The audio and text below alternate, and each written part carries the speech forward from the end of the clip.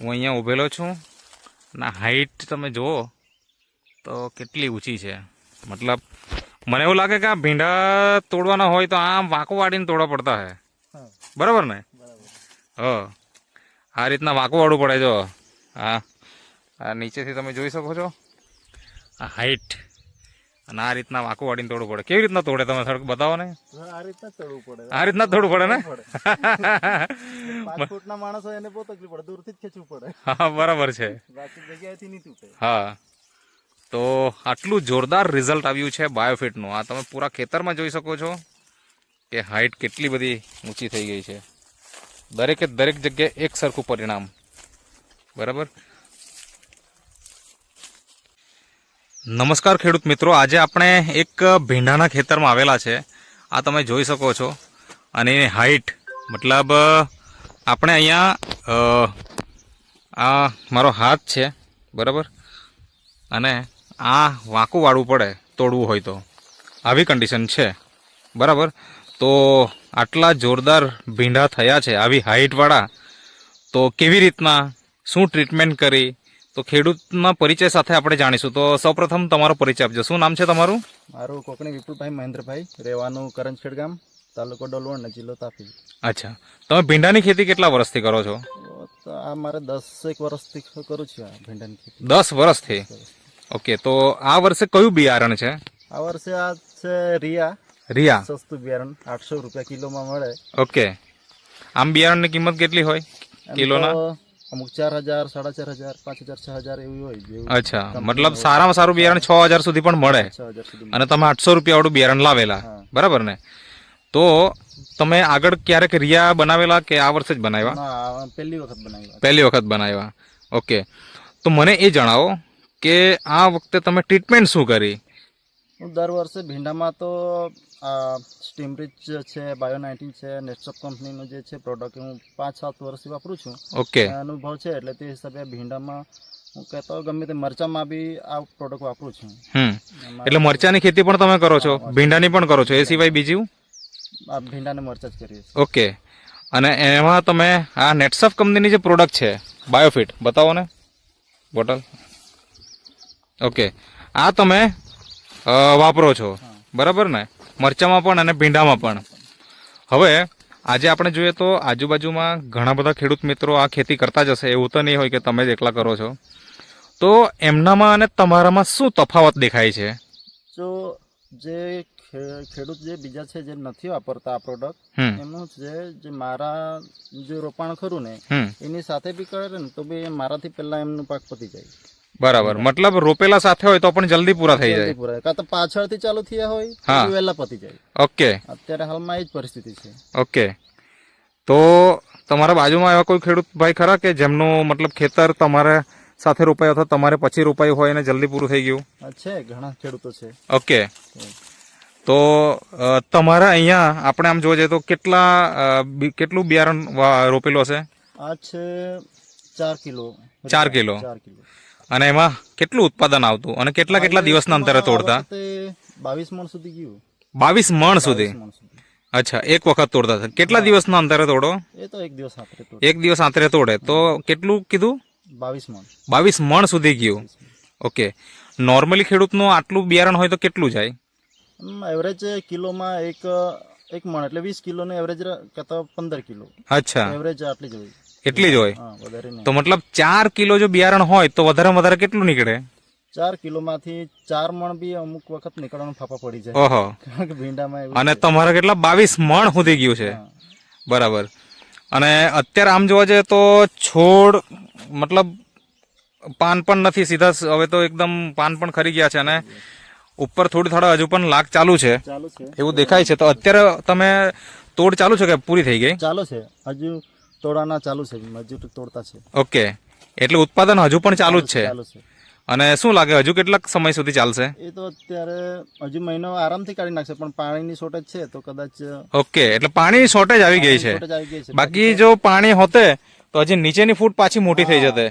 અને એના હિસાબે ફૂટ તો આવી જ ગઈ છે, પણ પ્રશ્ન છે પાણીનો, બરાબર ને? પાણીનો પ્રશ્ન જો પાણીનો પ્રશ્ન નહીં હોય તો હજુ કેટલા સમય સુધી ચલાવી શકતા તમે? એ તો ધારે ત્યાં સુધી જ્યાં સુધી આપણે સ્ટીમરીચ વાપરીએ ત્યાં સુધી ચાલી શકે. અચ્છા, કારણ કે આમાં લિમિટ જ નહીં આવતી. હા, મતલબ કે નવી નવી ફૂટ આવ્યા જ કરે આવ્યા જ કરે. અને એના હિસાબે લાંબા સમય સુધી ચાલે. લાંબા સમય સુધી. હવે જે લોકો આ આપણી નેટસપ કંપનીની આ બાયોફિટ પ્રોડક્ટ નહીં વાપરતા હોય એમના કેટલા મહિના ચાલે? એના મતલબ 5-6 મહિના ચાલે. 5 મહિનામાં તો પતી જાય. 5 મહિના વધારે વધારે, બાકી અમુક લોકો તો 4 મહિનામાં પૂરું થઈ જતું હોય. થઈ જાય. 4 મહિનાનો પાક ગણીએ કોઈ બી, બરાબર. 4 મહિનાનો હોય, પણ આ ઓગસ્ટનું એન્ડિંગનું છે. અચ્છા તો અત્યારે માનો ને આ મારું તોડવાના 3 મહિના તો થઈ ગયા, 3.5 મહિના થઈ ગયા. અચ્છા, 60 થી 65 તોડ થઈ ગઈ. ઓકે અને હજી બી આ તો તૂટશે. ઓકે, મતલબ 65 તોડ થઈ ગઈ. ને એના આગલા વર્ષે મેં કરેલા ત્યારે 7 મહિના સુધી ચાલેલા. એમાં બી પાણીની શોર્ટેજ આવી ગયેલી ત્યારે. એટલે ને બાકી તો ચાલતે. બાકી પાણીનો જો પ્રશ્ન નહીં હોય તો હજી આપણે ચાલ્યા કરે. 2-3 મહિના તો આરામથી ખેંચી શકીએ ને, વરસાદ પડે ત્યાં સુધી. ત્યાં સુધી. ઓકે, તો આટલું જોરદાર રિઝલ્ટ આવ્યું છે. આજે ઘણા બધા ખેડૂત મિત્રો મહેનત તો બહુ કરતા હોય, સારું સારું બિયારણ પણ લાવે, સારા ખાતર દવાઓ બધું જ કરતા હોય, તે છતાં પણ ઉત્પાદન આવતું નથી. મને એ જણાવો કે આમાં ખાતર તમે કયું વાપર્યું અને કેટલી વાર નાખવું પડ્યું? ખાતર તો આ ડ્રીપ છે એટલે હું વોટર સોલ્યુબલ વાપરું. 52-34 છે. હા, અમુક સાદું ખાતર 24-24 છે, ગરમીના હિસાબે વાપરી. બરાબર. બાકી એટલું બધું કઈ વાપરું ને, માઇક્રોન્યુટ્રન થોડા ઘણા વાપરી લઉં. ઓકે, બાકી તો આમાં માઇક્રોન્યુટ્રન બધું આવી જ જાય છે. બરાબર, ટોટલી આવી જાય છે, એટલે ખાતરનું એટલું બધું કઈ જરૂર નથી પડતી. ઓકે. અને આ ડ્રીપ છે એટલે પાણીની પણ બચત થાય. પાણીની બચત. બરાબર ને, જેટલી જોઈએ એટલી માત્રામાં પાણી આપતા હોય તમે. બીજું મને એ જણાવો કે અત્યાર સુધીમાં અંદાજે ટોટલ કેટલા ઉત્પાદન થયું હશે? અને મેં ટોટલ નથી માર્યું. ટોટલ નથી માર્યું. 65 તોડ હિસાબે તમે એવરેજ પકડી લો, ઓછામાં ઓછું પકડો એવરેજ 10-12 મણની એવરેજ પકડો. ઓકે, મતલબ 65 તોડ. હા, 65 તોડ મતલબ 10 જ મણ પણ આપણે પકડીએ એવરેજ આ તો. હા, તો 650 થી 700 મણ તમે ઉત્પાદન લીધું એવું કહેવાય. હા. જો ખાલી એવરેજ 10 જ મણ વધારે, આપણે તો ઓછામાં ઓછું પકડીએ કે 10 જ મણ તમારા ઉત્પાદન નીકળતું હોય તો પણ આટલું થઈ જાય. 700 મણ સુધી તમારું કે એના કરતા વધારે જ હશે, પણ ઓછું તો નહીં જ. બરાબર ને? કારણ કે 20-22 મણ સુધી તો એનું પ્રોડક્શન ચાલેલું છે, પણ આપણે એવરેજ પકડીએ 10 થી 12 જ મણ પકડવાનું. બરાબર છે. તો મને એ જણાવો કે આજે આપણી પ્રોડક્ટ છે બાયોફિટ, સ્ટીમરીચ અને બાયો 99, આનાથી તમને તમારા ખેતરમાં શું શું ફાયદા દેખાય છે? આનાથી છોડની ગ્રોથ રોકાય નહીં, બિલકુલ નહીં રોકાય. હા, એ તો ગ્રોથ તો આપણે અત્યારે જ જોઈએ છે કે ભાઈ એકદમ હાઈટ વધારે છે. હા, પાણીના શોર્ટેજને લીધે હલકા પીળા છે, બાકી તો એકદમ લીલા રહેતે. બરાબર છે. ના, એની પીલવણી રોકાય નહીં. આમાં અમુક રોગ આવે છે, એ બી નહીં આવે. બરાબર. કારણ કે ફોલ્લીનો પ્રશ્ન હોય છે, પણ એ બી સારું હોય છે. બરાબર. ફ્રૂટિંગનું તો જોવાનું હોય જ નહીં. બરાબર. એટલે ફૂટ પણ સારી આવે, ઉત્પાદન સારું આવી ગયું, અને ક્વોલિટી એક નંબર, અને હાઈટ પણ સારી. અને જો આપણે એને પાણી જો વ્યવસ્થિત મળે તો નીચેથી ફૂટ પણ આવી શકે પાછી. હા, તો મતલબ 65 તોડ થઈ ગઈ છે. હવે પાણીનો પ્રશ્ન છે જ, તો કેટલા સમય હજુ ચલાવશો તમે? મહિનો આરામથી નીકળી જશે. 1 મહિનો હજુ આરામથી નીકળી જશે. પાણીની શોર્ટેજ છે તો વાંધો નહીં આવે. બરાબર છે. હવે મને એ જણાવો કે આ માહિતી તમને કોણ આપી? સૌ પ્રથમ 5-7 વર્ષ પહેલા એક ખેડૂત ભાઈ હતા, કંચનભાઈ કરીને. ઓકે. અમારા ગામના ટ્રેક્ટર લઈને લેવલ કરવા માટે ગયો હતો. અચ્છા. આ પ્રોડક્ટ વિશે કહેલું. પછી મેં કેતનભાઈ સાથે કોન્ટેક્ટ કરેલો. ઓકે, આજે અહીંયા ઉભેલા છે કેતનભાઈ. અચ્છા, એમના મારફતે કોન્ટેક્ટ થયેલો. પછી જે પ્રોડક્ટ નું અમને મળ્યું, ઓકે, હું વાપરું છું. ઓકે, તો કેતનભાઈ થોડુંક અહીંયા આ સાઈડ આવી જવાનું.